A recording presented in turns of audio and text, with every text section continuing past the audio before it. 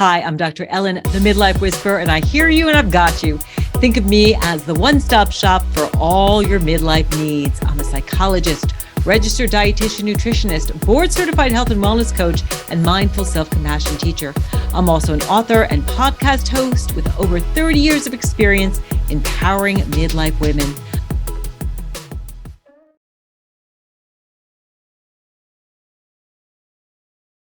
Hello and welcome to Rock Your Midlife. I'm Dr. Ellen, the Midlife Whisperer. I am thrilled that you are here today because we've got another great show for you.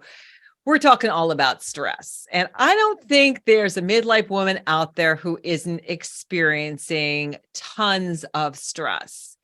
You may be trying to find work-life balance. Maybe you are caring for kids and aging parents. You're trying to manage your own midlife health, and to throw gasoline on that midlife fire, you might be going through perimenopause, and that changes in your hormones can really make it really tough to feel your best and deal with stress.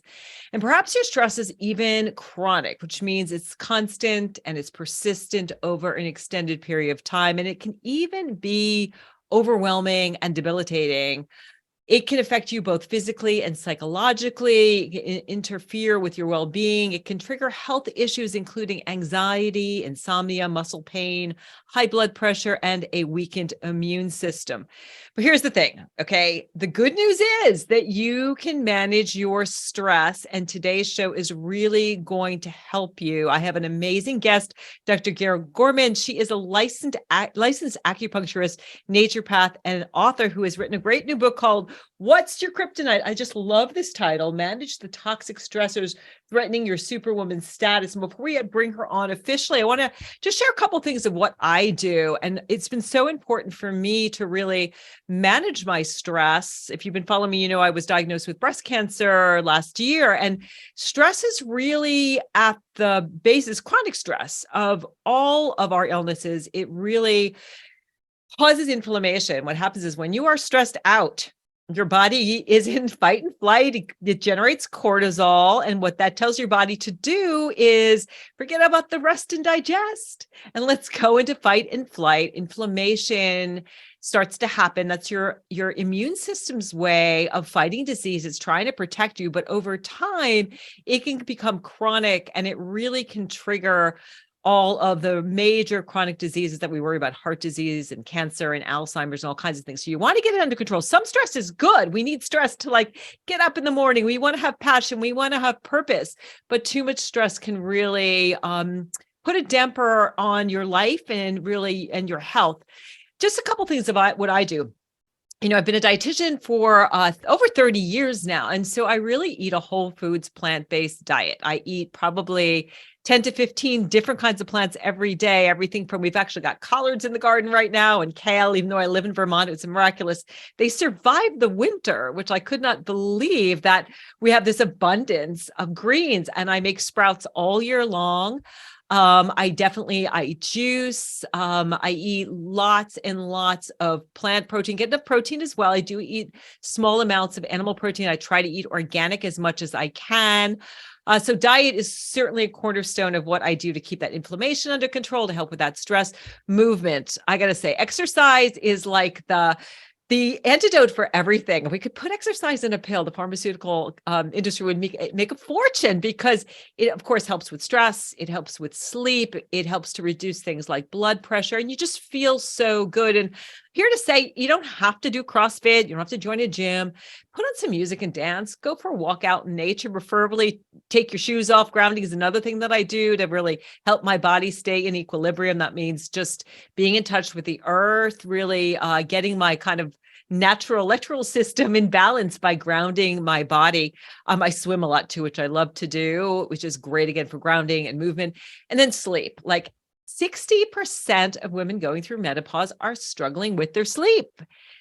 And I'm one of those women that I have had to make sleep a huge priority in my life. I do a variety of things, mainly turning off screens, having a nice, relaxing ritual, maybe doing meditation, a little yoga nidra before bed, really creating a ritual around my sleep, making sure my room is cool, dark, and quiet, going to bed at the same time every night, waking up at the same time, dumping all my stress on, journaling before I go to bed. So I'm not taking these worrisome thoughts with me. And sometimes I do take a little melatonin, which is a really great antioxidant, which helps me kind of relax a little bit. And then also some research shows it might help with your building your bones as well. And I guess the final thing is I just don't take myself too seriously. It's funny because I actually was voted most serious in high school, which I look back and I go, oh my God, what happened to you? And it's like I deep sixed my true self for decades of my life to try to show up in this way that I thought would please other people the way I would thought I was supposed to be. And, I'm a little silly inside. I like, if you've seen me on Instagram, I like to dance and wear bright colors and have fun. And I've got like a crazy, wonderful man in my life. And we love to ride our bicycle built for two and kayak on our tandem kayak and just have adventures and have fun. So don't take yourself too seriously. Mindset is so important when it comes to managing your stress. So now I want to bring on Dr. Gala Gorman. Again, she is an expert on stress. She's a licensed acupuncturist and a naturopath, and she's an author who offers practical advice and programs to reverse health issues resulting from chronic stress. She helps women to relieve their symptoms, restore their energy, and who doesn't need more energy, and reclaim their superwoman status. I love that. And I love this idea of kryptonite and being that superwoman without going to the phone booth. I don't even know if phone booths are a thing anymore. Dr. Gala advocates for getting to the root cause of the health issue and treating it naturally. She encourages patients to be their own health advocate, or PCP, primary care person, which I love because truly the only person who knows you best and can advocate for you is you. So welcome to Rock Your Midlife, Dr. Gorman. So awesome to have you here. It's great to be here. Thanks for having me. Yeah, I'm so excited to learn from you. So how did you get here? I started reading your book, and I know that you actually had a pretty complicated health history. You weren't feeling very good for a large part of your early life. Tell us how you went from, taking a lot of medications and being sick a lot to really being your own PCP and helping other women do the same. So, my story begins before I had any real conscious memory of it. I had chronic bronchitis when I was young, really little, from the time I was a baby. And, I had to rely on the stories that my mother shared, but essentially I was on antibiotics virtually nonstop. And I still have my tonsils. And the story goes that I was never well enough for long enough for them to schedule taking my tonsils out. So, that was my story. And as I got old enough where I could kind of control my own health decisions, I would put it off, because it's like, they got nothing for me. All they're going to do is put me on antibiotics again. And that's not, really helping that much. Right.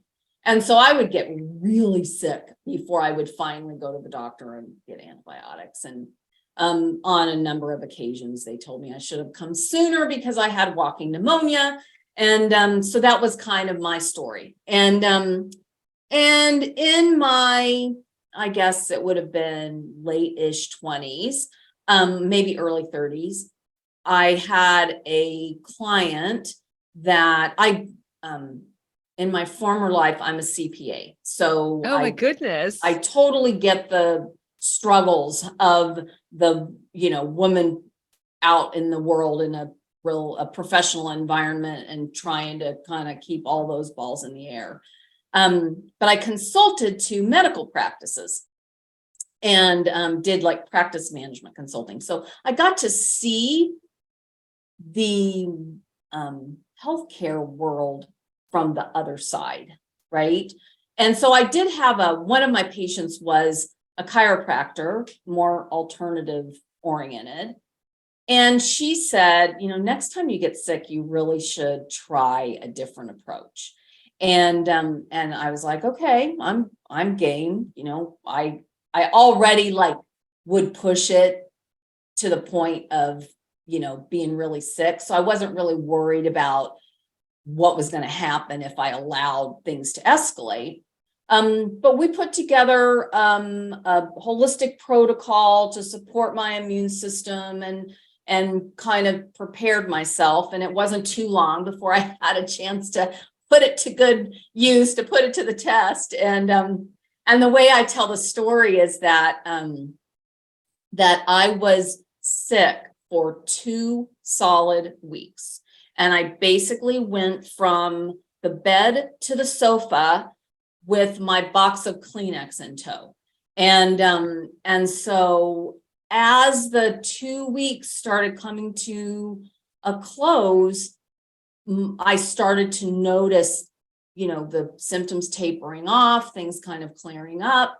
And when I finally sort of broke through it with that experience, I've never been sick like that again. And some of the like signs and symptoms that would just come along with something like that settling in, just they don't escalate to that point. So even if I do get sick, which I'm not superhuman, like I do get sick from time to time, but it's always feels manageable, and I'm not I don't get wigged out about having to blow my nose too many times, right? Yeah. Like I would rather have the mucus out than in. That's what your body's trying to pick up all that garbage and get it out. And so, people tend to want to suppress those symptoms and dry everything up. And all that toxicity now is inside building up. So anyway, that's how I had my initial, if you would, breakthrough and understanding how there are alternatives that we can use. And then one thing led to another. It's a very long story, but I ended up selling my accounting firm, and I was already starting to work in this field, and I ended up sort of pursuing this as my primary work once I freed myself from all the other things that I was doing. So Yeah, that's an amazing story and switch. I know myself, I was in the corporate world and I decided to go back and become a dietitian, and that was a neat switch. So I'm glad that you did that. And I love that you're bringing up this, the fact that our body's innate intelligence, our immune system is so incredibly powerful. And so often we're just running around treating symptoms instead of looking at the root cause and supporting our body to heal itself. yeah, I had a teacher in school years ago, and the way she described the immune system is she said, it's kind of like your body, like this fish came in, right? So think of the fish like a parasite or something like that, right?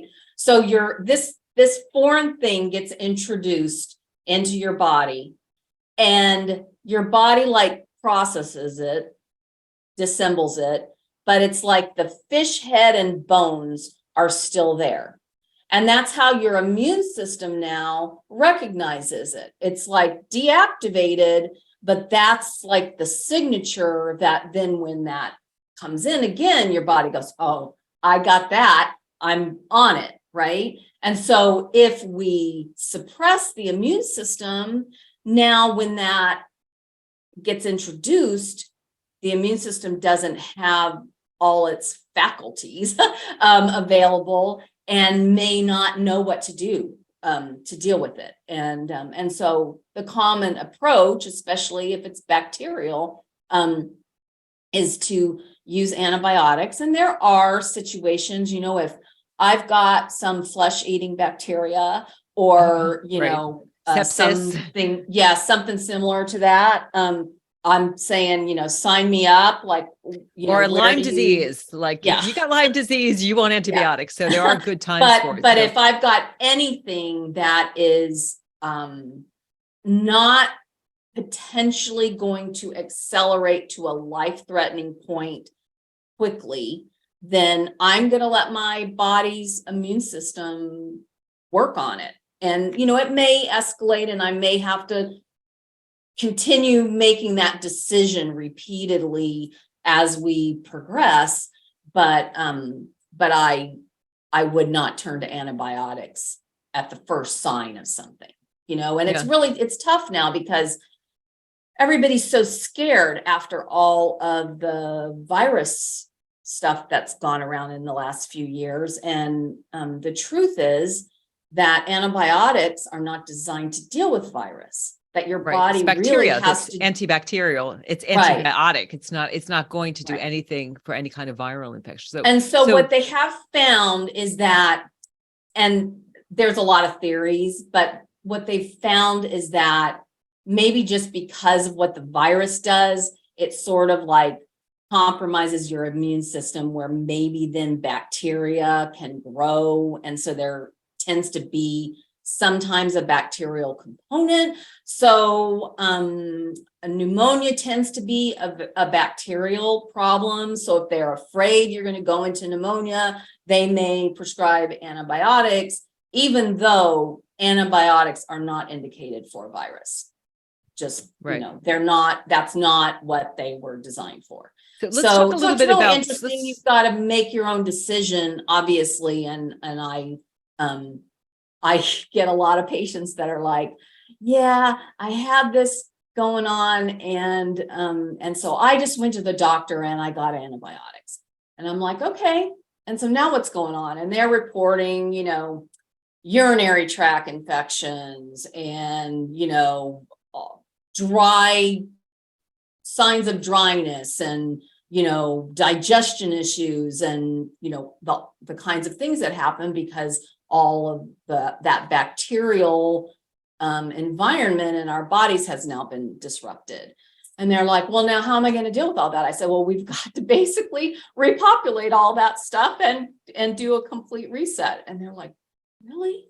Just because I took antibiotics? And I'm like, well, you kill the good stuff with the bad stuff. And we're certainly getting to know the importance of the microbiome. So all of the bacteria, viruses, parasites that are in your body, but actually aren't coming from your body. So it's a great point of like, don't run to the antibiotics, let your body do its own thing and do what you can to build a healthy microbiome. So let's switch topics a little bit, talk a little bit about stress, since that's what, your book is about. I know people want to learn, particularly at midlife, how to deal with stress.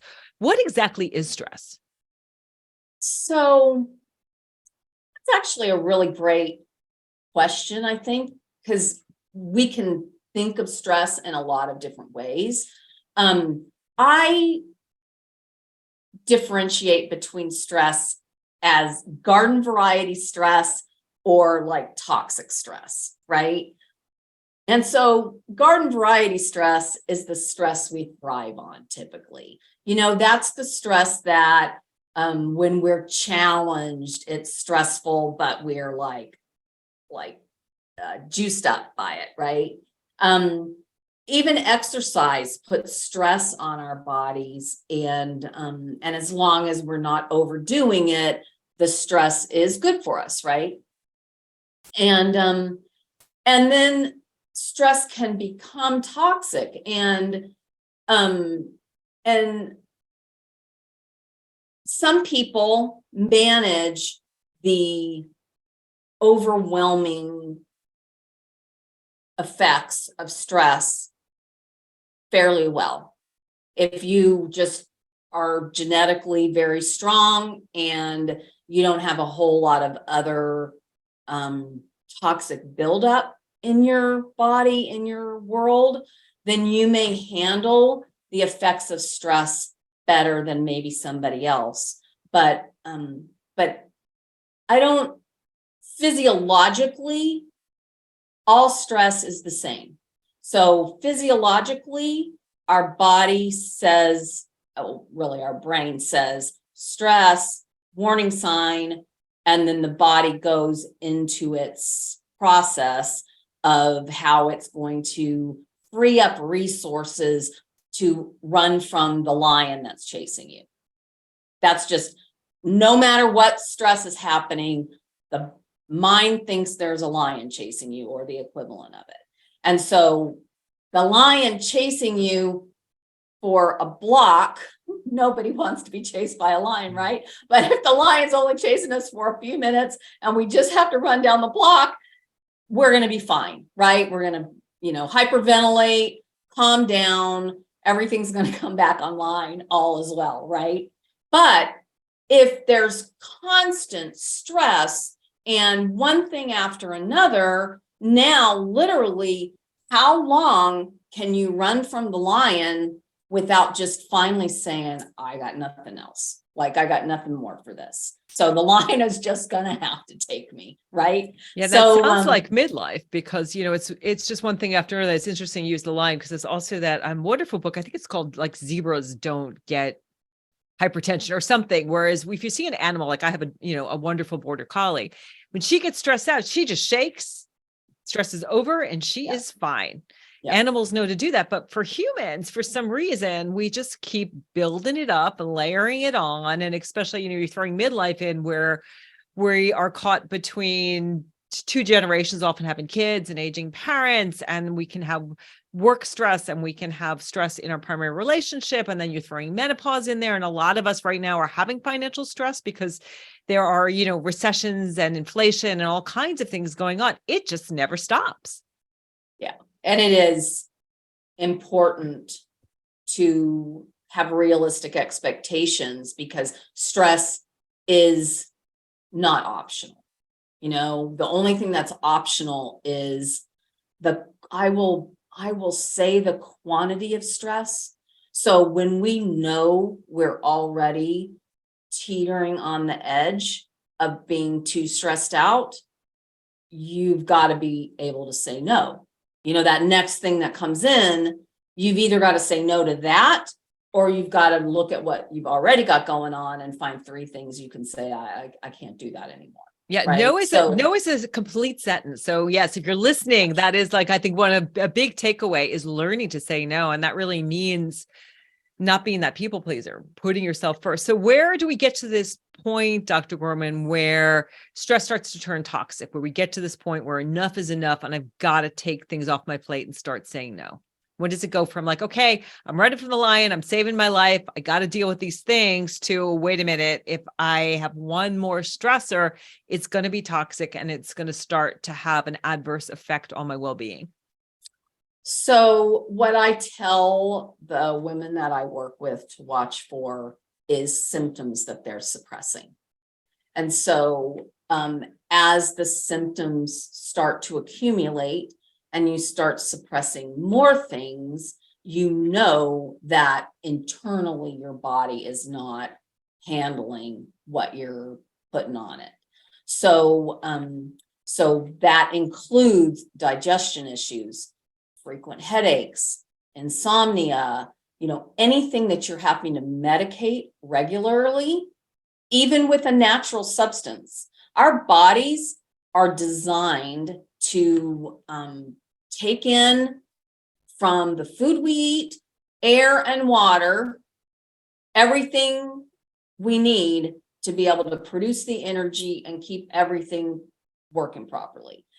When we have a poor quality diet, which honestly, I don't care how great of a diet you eat, it's really hard to get the kind of quality in the diet. So occasionally we do supplement with what I call food enhancement. If you're not getting all the micronutrients, I try to use things that are as close, that your body's going to see as close to food as possible, because it's really challenging to supplement in the exact same ratios that the body needs to be able to use it and produce what it's supposed to produce out of it, and then think like it's got to go through the digestion process. And if you're already having issues with your digestion, like that's another issue, right? So I just we know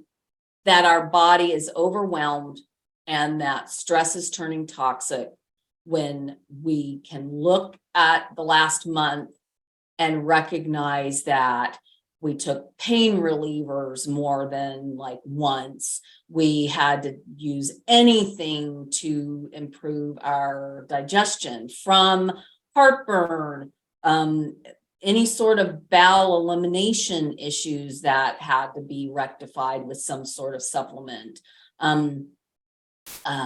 If you have sleeping issues, occasionally supplementing with melatonin, no problem. But if you have to take something to sleep every night, and then you're still waking up in the middle of the night and having a hard time going back to sleep, that is clearly a sign that something is not functioning properly. Yeah, So, especially stress. And I had mentioned that if we should talk briefly about sleep, that women going through menopause, it's like 60% have sleep issues. So what kind of happens, and something that happened to me is my cortisol levels would go up because I would be stressed out about something. And what's supposed to happen is your cortisol, again, that hormone of fight and flight and stress, is supposed to dip. And if, so that's super important. If you're listening and you're having trouble sleeping, to get your cortisol level to go down by taking not having a glass of wine. That's what I think I have to say. 90% of the women who come to me are like using alcohol to try to relax. And that totally backfires. That's something we should mention as well. If you are using recreational drugs, I mean, marijuana is illegal in lots of places and it does have some medicinal value, but if you're needing to turn to substances to relax, that's another sign that, you're under a lot of stress and you need to find a way to bring your body back into equilibrium. Yeah. And when you suppress symptoms regularly and repeatedly, the way I describe it to patients is that we're driving the problem further into the body, because the whatever we're using to suppress the symptom, and I don't care whether it's medication or natural, the medication obviously has more toxic side effects. Medications are chemicals. They include additional components that are not just herbal. Like, every medication is based on some herbal component, but in order to construct it in a way that they think makes it more powerful and also makes it patentable, they add all this other stuff that they piggyback on it. And so when you use something to suppress those symptoms, you will potentially have a side effect. Like, I have a patient who deals with eczema and on her hand, and it's a real struggle because it'll flare up, and I counseled her to watch when it flares up and see like what stressor caused it to flare, right? And so she finally got tired of messing with it. And so she went to the doctor, and she said, the doctor gave me this steroid cream and it was gone in a few days. And I said, oh, that's really interesting, because, she had shared more of the story with me. And I said, that's really interesting. I said, you said she had given you a cream before and it didn't make a difference, but this cream knocked it out in 3 days. I said, that had to be a really powerful cream. She's like, yeah, she said that she had to give me something really strong in order to take care of it. I said, so you realize now that steroid cream took your immune system offline. And so now she's back to me wanting help improving some issues that are obviously related to compromised immune system. And I said, so when we get your immune system going again, there's a chance that the eczema is going to come back. And she's like, oh, no. And I said, you can't suppress the symptoms with a chemical toxic substance and think that's really solved the problem. The problem's still there. And so anyway, we've got her on a new protocol and we'll see what happens. But it's I think the bottom line is that, to know that we look at what you do, and if someone's listening, to look at, to treat the root It's like if you have a tree and you've got an infected branch, you can like lob the branch off, but that's not going to cure the infection in the tree. You've got to give the tree the right sunlight, the right watering conditions, the right soil. And it takes a lot longer. And I'm not at all saying, there are times that you need pharmaceuticals, but it just kills me when I see those commercials and you see the side effects. It's like, you could die from this, right? Well, it's going to cure your eczema. And so you're not going to have that, rash, but it might knock your liver out. Right. It might cause you not to be able to fight infection. So I think it's just something I love that you're helping people to pause. I'm not at all saying, don't listen to your doctor, but like determine like, okay, am I really, and I think midlife is really the time where when your body starts to have those hormonal fluctuations and it can really trigger more health issues, that you sit back and you go, okay, I'm going to take better care of myself. Because the bottom line is it's like, there's not a pill for this. It's like, you've got to eat right. You've got to move your body. You've got to do some kind of stress management. You've got to make sure you're getting sleep. You've got to say no. All of these things it's much harder to do than simply taking a pill. Like I'm recovering right now. And it's like, the only thing everyone's telling me the same thing, rest. So I have to get in bed and listen to a guided meditation and rest because I had surgery a few days ago, but it really works. I wake up, I feel good, I feel refreshed, and listening to your body is so important. So let's talk a little bit about what are the biggest mistakes women make when managing their health symptoms, particularly when we're talking about menopause, where you're getting this perfect storm, where estrogen and progesterone are starting to fluctuate different levels. And of course, that's interfering with things like insulin levels. What are the biggest mistakes you see midlife women making in terms of managing their health? And you may give one example of someone who, wanted the magic bullet and that disrupted everything. What are some other mistakes people make? So I'm again gonna probably have an unpopular response, but I've never tried to be popular with my response. So the way I describe it in my book is, imagine that your kid going through puberty and they're having all those funky symptoms and their voice is all over the place and, they're getting a little pudgy and they're, like everything's out of whack and they're uncomfortable, right? Like it's uncomfortable to go through that. But imagine that you were like, oh man, I don't want you to be uncomfortable. I don't want you to have to deal with that. So we're just going to tootle you down to the doctor and get you hormone replacement therapy and balance all that out, right? And so of course you would never do that, right? We know that the kids are going to grow out of it.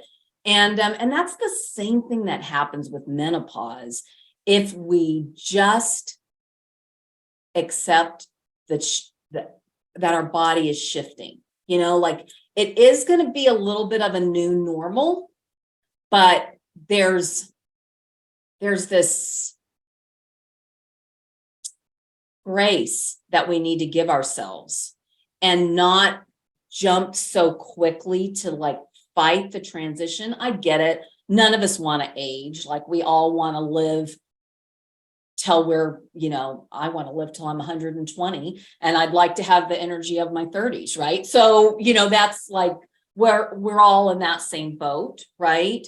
But if we allow our bodies, not that different from our immune system, if we allow our bodies to navigate the journey and to figure out how to like do all the things with the amount of energy that we now have because of the fluctuating hormones, your body's super resilient. It will figure it out. But we may need to rest a little more and we may need to really make sure we get outside and we get that natural vitamin D on our skin.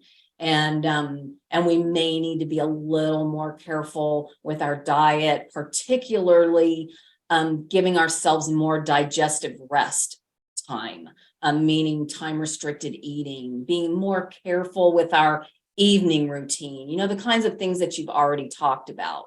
But yeah, I'm glad you mentioned the intermittent fasting because the research is really showing that giving your digestive system rest is really, really powerful. And also taking the insulin offline a little bit, right? So so you're actually that can really, I was surprised because as a dietitian, I was super skeptical of intermittent fasting when it first came out and everyone was like magic bullet for weight loss and all the things. And the research is really starting to show that it actually can really support. I know certainly for myself with staying in remission, I'm really doing as much as I can, only eating for an 8-hour window, because then any potential cancer has much less time to have fuel.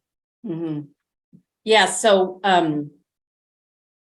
I was eating one meal a day much of the time, all the way back when I was in my 20s. And it worked fantastic for me. But I probably should have cycled it more around my hormonal cycle.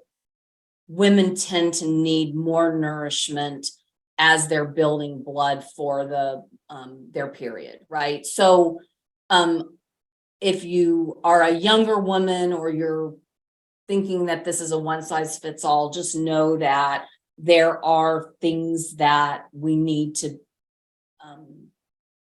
apply, like concepts that we need to apply that may affect our hormones. And one of the reasons why you rarely see a study done on women, most studies are done primarily on men.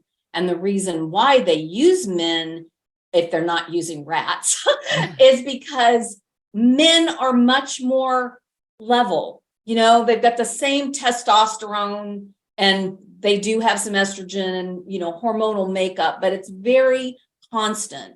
Women are all over the place, and no two women are in the same point in their cycle at any given point in time. So we're really hard to study. But the intermittent fasting really allows your body the time to essentially reset. And so what we're trying to do is we're trying to stimulate growth hormone, right? Like if you really looked at what's most missing as we go through menopause and our hormones sort of drop off, it's that growth hormone that's not still fueling everything. And we rely on growth hormone to regenerate and do a lot of repair work.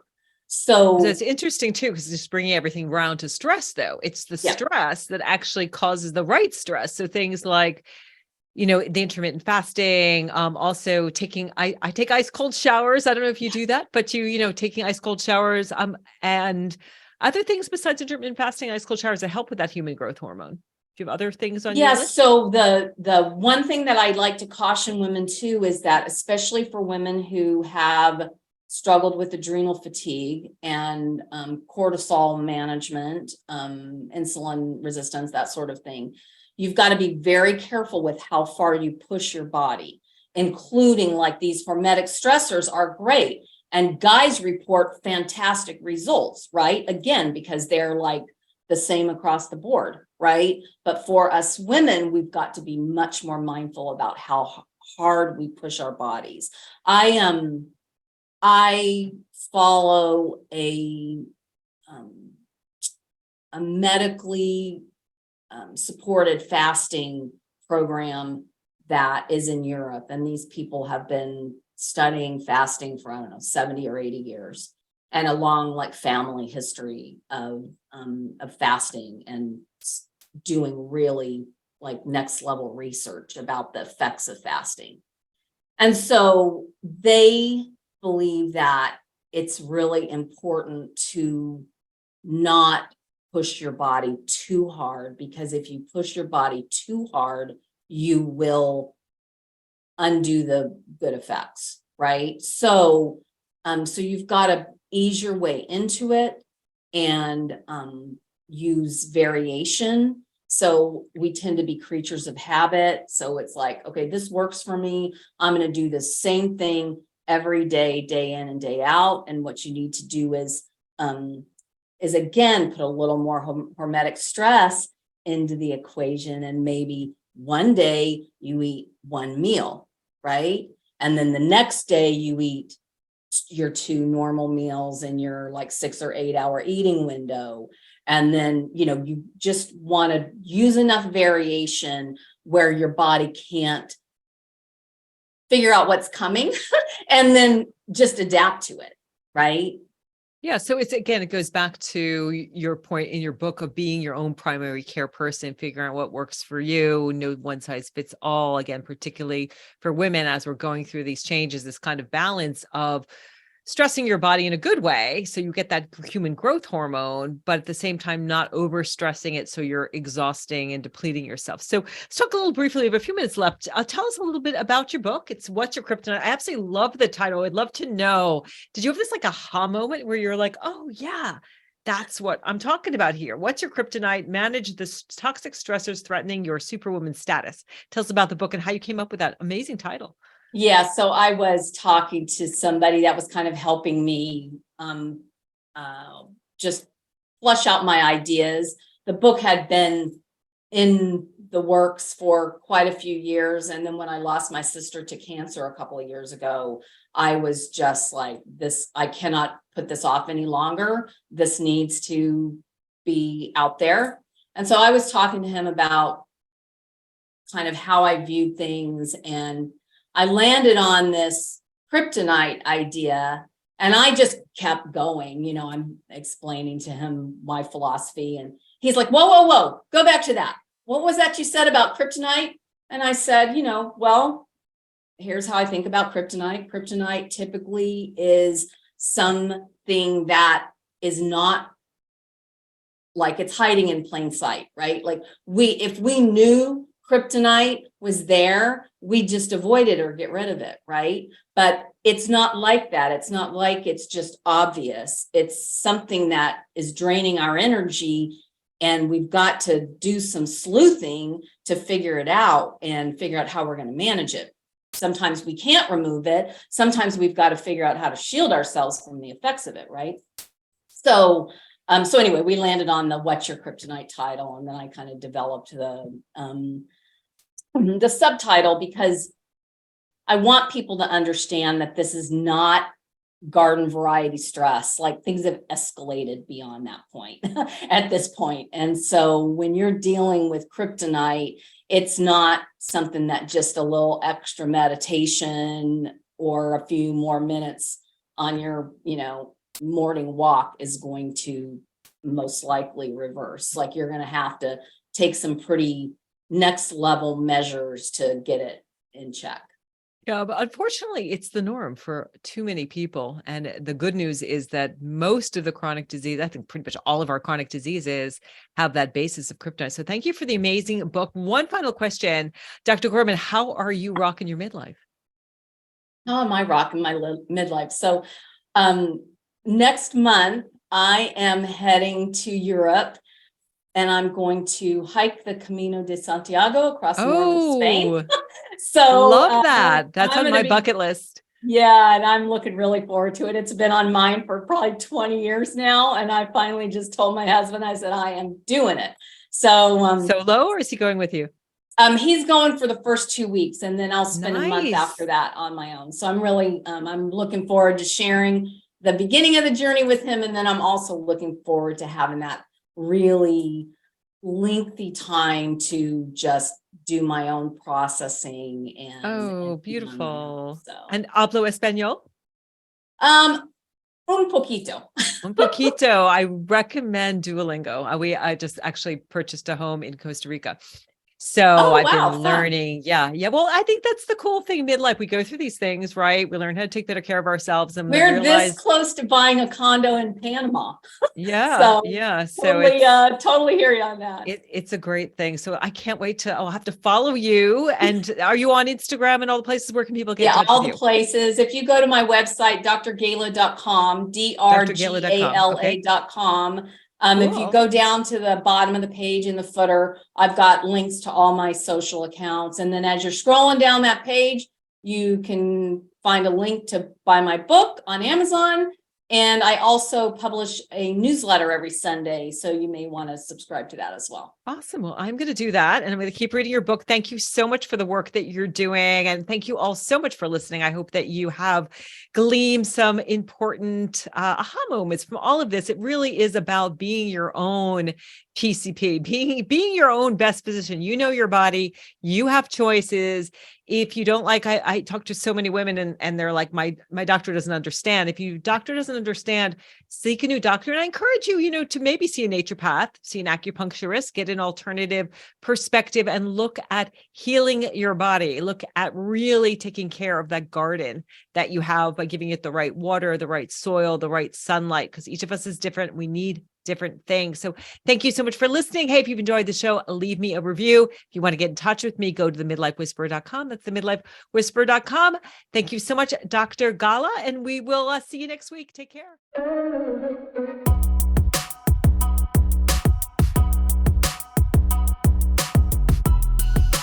Midlife can be challenging. You may be sandwiched between growing kids and aging parents, dealing with menopause or a health issue, and trying to find work-life balance. Or maybe your life looks good on the outside, but inside you're feeling stuck and wondering how to get your confidence, energy, and joy back. Hi, I'm Dr. Ellen, the Midlife Whisperer, and I hear you and I've got you. Think of me as the one-stop shop for all your midlife needs. I'm a psychologist, registered dietitian, nutritionist, board-certified health and wellness coach, and mindful self-compassion teacher. I'm also an author and podcast host with over 30 years of experience empowering midlife women. I provide inspiration and wisdom to help you transform your health, your mindset, your relationships, and your life so you can rock midlife.